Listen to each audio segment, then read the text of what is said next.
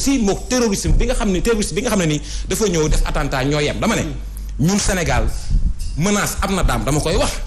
ñun Sahel lañ bokk nous ne sommes pas un pays isolé nous sommes dans le Sahel déjà géopolitiquement la menace est toujours là parce que réseau terroriste yi ñu ngi fii di lépp aje Sahel moment bii nii Tchad fi mu toll tas na Mali tout près de nous y a plus d'état dama ne y a une menace réelle sur la stabilité du Sénégal y a une menace réelle y a des réseaux dormants terroristes au Sénégal du loolu loo xam état moo ko non Sénégal dama ne du loolu du état moo wax loolu. kese boo gëstoo xam ne loolu. lu nekk ñoo ko wax. xam nga jërëjëf ñu ngi boo est-ce que dégg nga li ma ñoo ko wax. est-ce que dégg nga li ma la wax. non Ousmane. Ousmane s'il te plaît. man ma eggale après ngeen def suspicion laa gis de la part de l'opposition. non ça liñ nar a voté suba man su ma sañoon dañu koy reporter pour gën a waxtaan mais même bu fekkee dañ ko voté kenn warul taxaw di am xel xalaat di ko méngale ak lañ doon voté 23 juin. pour man c'est manque de c'est clair alors Malal ñu wax loolu lu tax ne droit de manifester di ko fi bëgg a dindi. c'est clair Ousmane alors Malal est-ce que le président de la République amul sañ aussi protéger le Sénégal ci li nga xamante ne jàpp na ne ñu jotee réew non mais loolu teg loi bi loolu c'est un devoir protéger réew mi ce n'est pas simplement un devoir du président c'est le devoir de tout un chacun. Et le terrorisme, si l'État en fait sa propre affaire, à lui seul, du ko réussir. Si le peuple n'est pas engagé à comprendre, ñu comprendre luy terrorisme, nit ñi waxtaane terrorisme pour ëllëg bu fi duggee wala fu nit xam ni terroriste nga fa nit ñi régleel ko seen bopp balaa état di ko régler. Un état sérieux dafay fexe askanam wóolu ko bu ko askanam wóoloo am na loo xamante ne moom balaa mu koy régler askanam régler ko loolu moom mooy loo gis dañ koy waxtaane état mën na néegi yëtoo yenn yi mooy état informé wu na am na ay information mais bu amee benn information boo xamante ne askan la concerné te loolu li muy def ci askan wi wóorul musiba la ci askan wi responsabilité état mooy fexe effectivement askan wi comprendre luy terrorisme ba wóolu état parce que man bu ma ñëwee tey par exemple lan moo tax les gens doutent beaucoup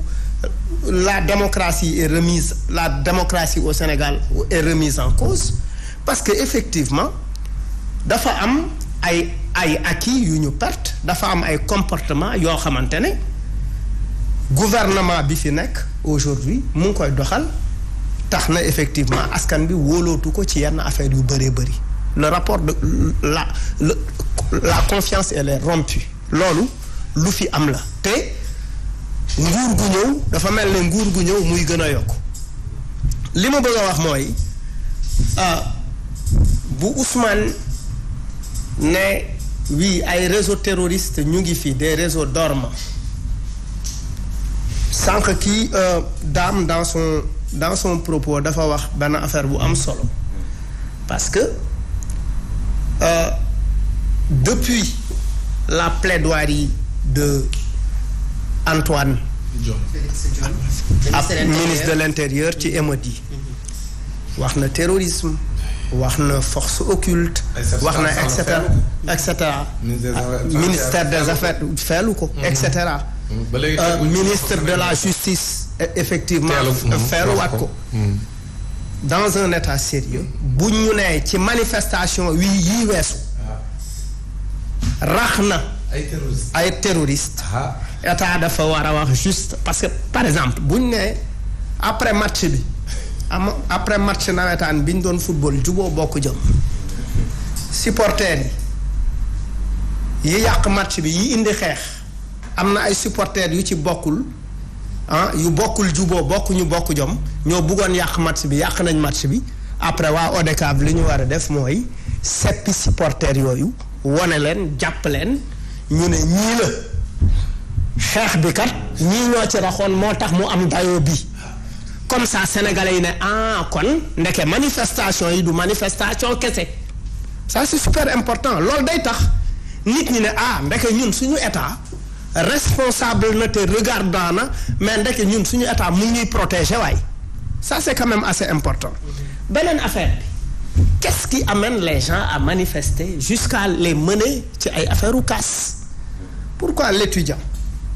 bu mere donte d'accord uma quoi pourquoi l'étudiant bu mere parce que loolu du yoon aussi non déglu ma rek je suis d'accord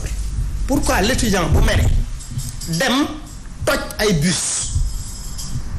si on mate des manifestants en disant que effectivement un manifestant qui détruit bu rassemblement amee ci rassemblement bi ay destruction de biens jóge fa ñenn ñi mën nañ encourir la perpétuité. une réclusion criminelle. mais loolu c'est très dangereux moom mooy aujourd'hui on est en train de criminaliser on est dans un processus de criminalisation effectivement de l'opposant c'est-à-dire oui non mais non on est dans un processus non c'est-à-dire mooy au regard de ce qui se passe dans la sous-région qu'est-ce qui s'est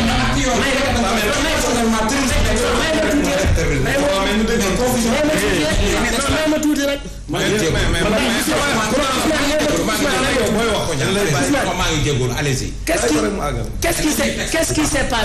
qu'est-ce qui s'est passé en Côte d'Ivoire avec Guillaume Soro non même rek qu'est-ce qui s'est passé en Côte d'Ivoire avec Guillaume Soro et les 17 députés qu'est-ce qui s'est passé au Bénin qu'est-ce qui s'est passé à tel etc c'est que aujourd'hui xam nga après le sommet de Bâle en 90 avec Mitterrand lan moo xewoon Mitterrand dafa ne woon bëggoon nañ les États de l'Afrique de l'Ouest gën a démocrate ñu ciy dem mu am multipartisme et cetera ba ñu dem ba benn moment mais aujourd'hui qu'est-ce qui se passe on va petit à petit vers des dictatures mooy ñu ngi jëm ci ay restrictions li ma bëggoon yokk ci li ma bëggoon effectivement li ma la bëggoon confronter par rapport ak les casses et cetera lan moo wundu par exemple je suis là dans la maison tu me maltraites non tu es mon père tu m'as promis tel j'ai pas demandé à naître yaa ma indi